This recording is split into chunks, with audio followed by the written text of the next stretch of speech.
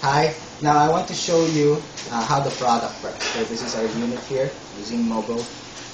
And you could see the two front buttons. Ito po yung control switches natin. One is the on switch. Yung isa yung may O3 that turns on the ozone generator. You can see here, the front panel. May hati yan sa gitna. The other side here, ito yung humihigop ng hangin, ng maduming hangin sa sasakyan mo. Tapos sa kabilang side, this blows out the clean air. So it has a mechanism inside which filters the air of your car, sucks it in here, and blows it out of here. Ganun din po sa likod. There's a back panel here. It's the same thing.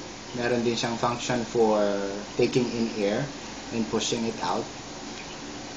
You can see the little hole here. Diyan yung ilalagay yung car charger that comes with the unit. There's also an optional perfume box.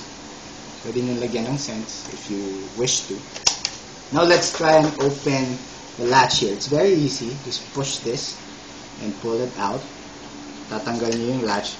You could see the carbon filter and the HEPA filter inside.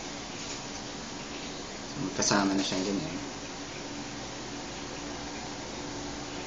This lasts for at least 6 months. Pwede na kayo magpalit ng filter every 6 months. You could buy this from Palaya Corporation. Now let's try and see how the product works. This is the standard na kasama na car charger. It comes with a box. Lagyan nyo rito.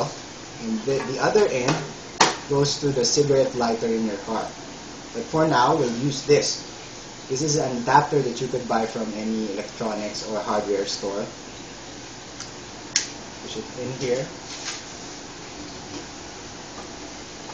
Press it on.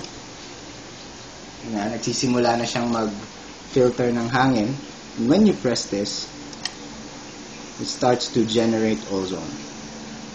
That helps remove the odors from your car, sanitize the air, along with the HEPA filter, the carbon filter, and the negative ion being produced by the unit. So, switch it off, and that's it.